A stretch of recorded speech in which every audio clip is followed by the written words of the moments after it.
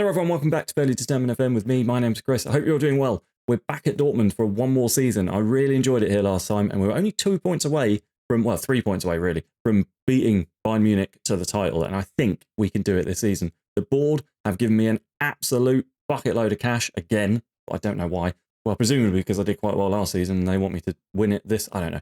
They've given me a load of cash and I've spent basically all of it. I've had a spending spree. It's a lot. It's a lot. It's a lot. This is how much I've spent this season.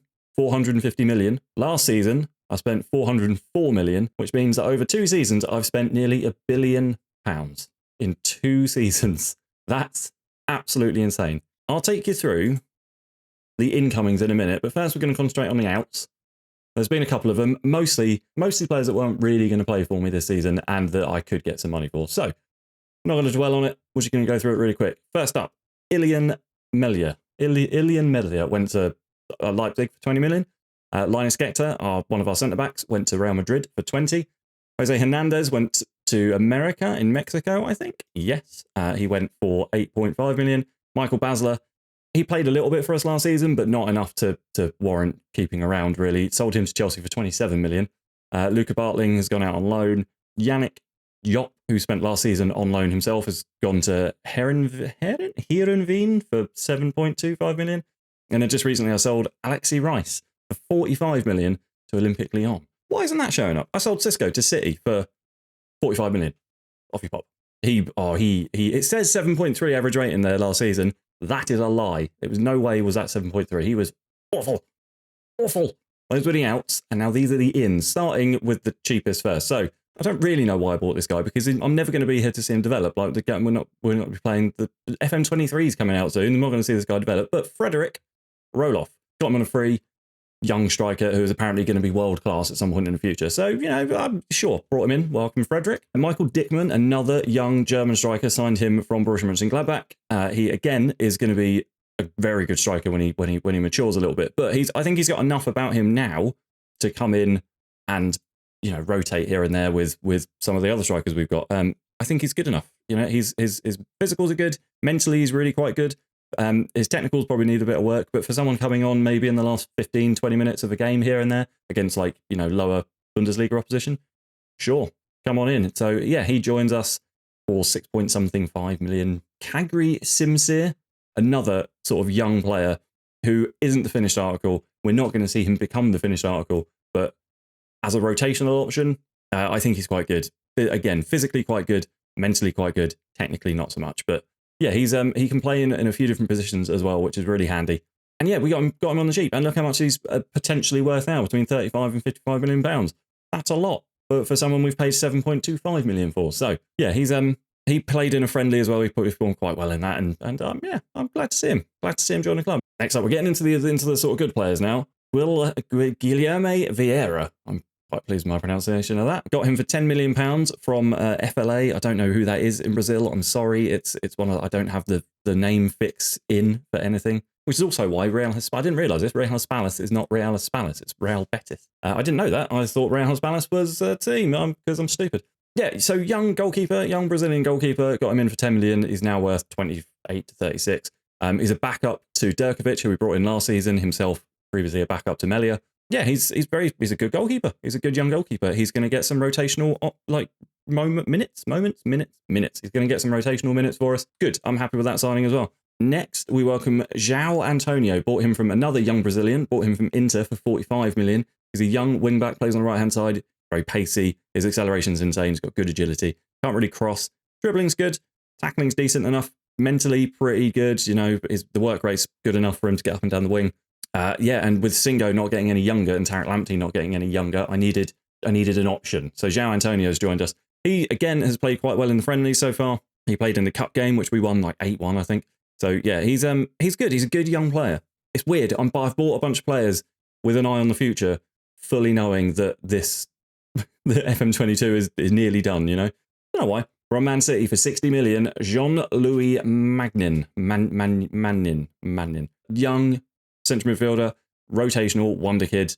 He's good. He's already good enough to play, and again, he can play in a couple of different positions, which is important because we're going to be a little bit more tactically flexible this year. So yeah, he can play in the centre. He can play in the attacking midfield role. I'm training him to play in that halfback role as well because he can do it. It's just lacking sort of the bravery and the teamwork and passing and stuff. But for the tackling and his pace and acceleration and everything, yeah, he's a good midfielder. I think he's going to be good. I think he's going to be a superstar at some point in the future. So welcome, Jean-Louis. Next up, this guy, what a beast. Ronnie Nosson. I got rid of Cisco because he was awful. And then I went and signed Ronnie Nosson because he is, in my mind, probably the second best centre-back to Acevedo. Like Acevedo and Ronnie Nosson, if we have a look at them. Nosson, if you look at the attributes at least, is better at defending than Acevedo. But it's everything else. They're so good together. He's also left-footed. Like, he's a left-footed centre-back who can play any of the centre-back roles comfortably. He's so good. Marks opponents tightly, avoids using his weak foot, doesn't like a long shot, which is great because he can't do it. But yeah, he's got the pace. He's possibly a little bit slow off the mark, but once he gets going, he's quick. Very, very strong. Tackling, very, very good. Very good at marking, positioning, concentration, decisions. Like, he's a very good centre-back. So yeah, welcome Ronnie Nosson. He's a bit of an upgrade on Cisco. Khalid Regragui. Regragui. Khalid. I might just change his name to Khalid. I think I might do that now, to be honest. Khalid. Because I can't say his surname. There we go. Khalid. Yeah, Khalid Regragui. Bought him for 90 million from Olympique Lyon. Just an insanely good winger. He's so fast. Like, his acceleration, his agility, his balance, his pace, his stamina. Like, he can run. He's also 6 foot tall. He's a very tall winger. Doesn't really like finishing, which is great because I'm playing him as an inverted winger out here, and he can do all of that comfortably. He's a very, very good winger. He's played okay so far in pre-season, ignoring the German Super Cups, which we lost to bloody Bayern. Yeah, he's good. He is a good player. I'm hoping that once he settles in and gels a little bit more, he'll be like really good. But rotating with Harvey Elliott, Ryan Shirky, well, that's it because I sold Alexi Rice. Yeah, he's good. Is Khalid? I think he's going to be a superstar for us, I believe. More reinforcements on the left-hand side. Last season we had Chan and Candido. Chan wasn't really up to scratch, and Candido, that just sort of leaves Candido on his own. So we needed a left-back, and I went out and got one from Tottenham for £100 million. Welcome, Pasquale. This is our new left-back. He is absolutely brilliant. All of the pace in the world, all of the acceleration. Again, very good agility, good balance. He will run and run and run and run, and that's what we want. He's so much better than Chan. He's so much better than Candido. He's 23 years old. He can play all the way along the left as well. So if we did need him to play further up the pitch as a winger, he could also do that in a pinch. He's comfortable at wing back. If we decide to do something with that again, I don't think we're going to be doing something with that again. Brilliant. He's also tiny. He's only 5'5". He's tinsy. Little man. Tiny little man. Apologies to any people who are 5'5" out there. I had a little bit of money left burning a hole in my pocket. So I went out and bought for £50 million Armand Voet. He's another ridiculous striker. Like, I've now got David Conte, Ben White, and this guy, Armand Voet, as 3 ridiculous strikers. Look at him. Look, he's so physically well-rounded, mentally, good enough. His technicals are crazy, very good at corners, very good at crossing, very good at dribbling, first touch, penalty taking, long shots. So, because of the system we play and the fact that I've got 3 really good strikers, I'm trying to accommodate them all, which means I'm actually training and playing Armand Voet as an attacking midfielder in the shadow striker role because he can do all of that. He did it in the cup and got himself a hat-trick. Admittedly, it was against a German non-league team. Yeah, paid 50 million for him, got him on 350 grand a week in wages. It's a lot of money going out of the club at the moment, a lot of money. Yeah, those are the players that I brought in. They are, different gravy. They have made the squads. You can see Nosson, Acevedo, Khalid, and Conte are now. We've got 4 players in this season preview thing before. We only had 1 last time. The rest of it was basically Bayern. Hertha Berlin have got a couple. Hertha Berlin have picked up some good players as well. Lednev and Vicente. Oh, and by the way, Bayern, unbelievable. Do you remember Enrique when we were in Spain? Yeah, now he plays for Bayern because they weren't good enough already. I've switched up the tactics a little bit. So I feel like we were a bit inflexible last season. I really only wanted to play with this system because it was what I could get to work. Remember that terrible run and this was what pulled us out of it? I kind of latched onto it like a koala bear and refused to let it go. And I think that did us a disservice over the course of the season. So what I've done is I've worked on this in pre-season. We got Voet as this shadow striker behind Conte as an advanced forward, putting pressure on the back line. Khalid as an inverted winger, tucking in, and Elliott on the other side tucking in alongside alongside Voet. So we've got these like just 4 attacking players. San Martin as this sort of like advanced playmaker moving into these areas of the pitch. Pascual as a complete wing back on attack, bombing up and down this wing here, like making a nuisance of himself, occupying those spaces that Khalid is, leaving, and hopefully dragging defenders with him, giving Pascual loads of space down the left. The style of it is quite similar to this anyway. I've not changed much style-wise, and it still works. It still works brilliantly, and yeah, it's good.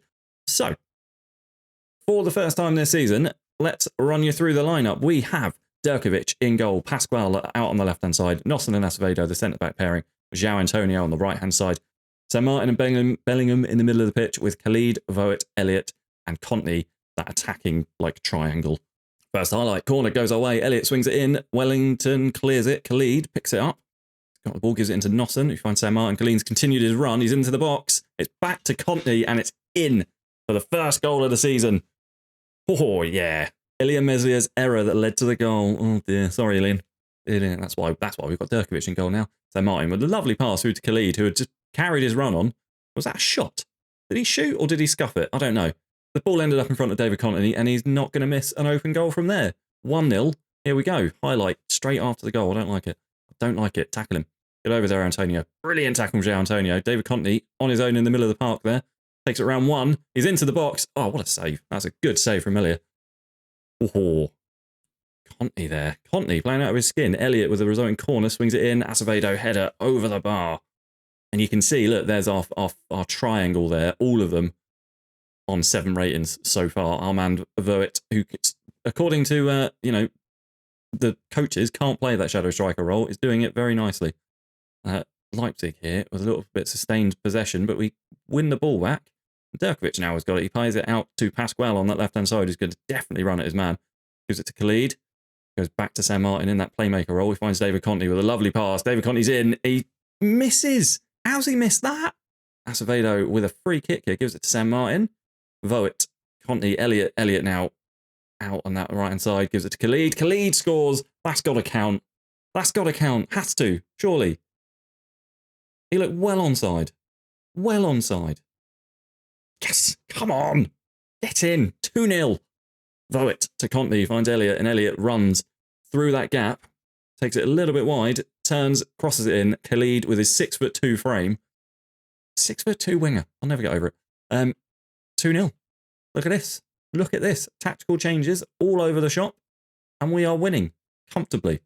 I might switch Conte out over into that right-hand side and then bring on Ben White up front. I think that's the move. He's going to be an advanced forward. I think that's the move. And then later on in the half, I will bring on Antolic, I think, for Guido San Martin. And everyone's happy. We're out for the second half. We're 2-0 up.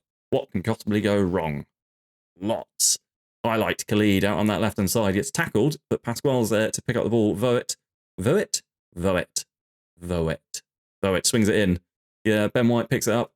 Gives it to nobody. He's going to have a shot. Is he? No, Voet has the header, and it's off the crossbar.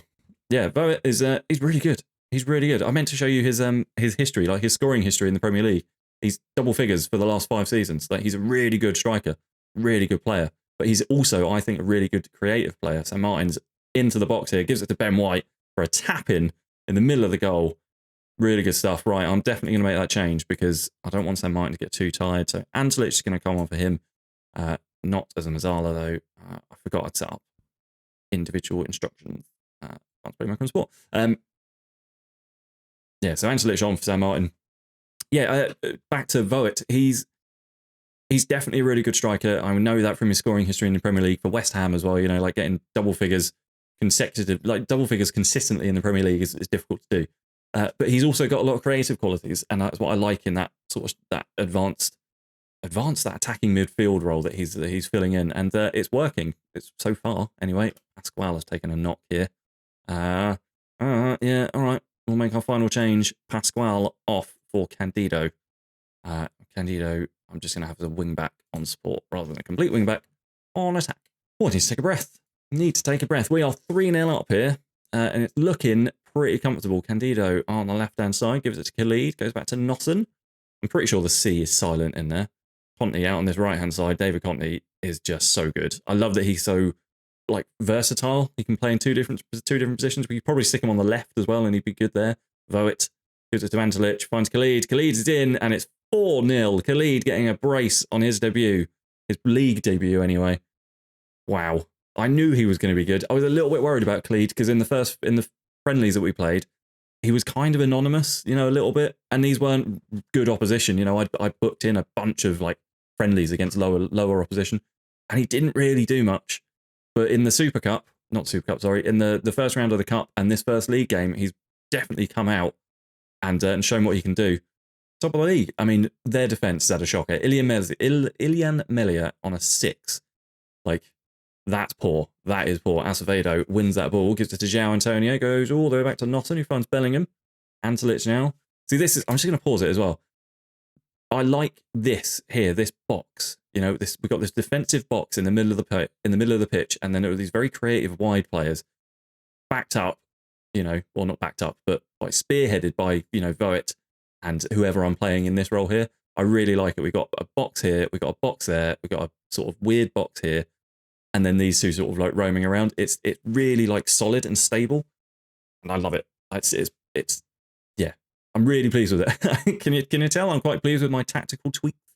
My little it's like it's getting to the point where I feel like I know a little bit about football, which is nice, I guess. Ben White's in. Ben White, could have been 5.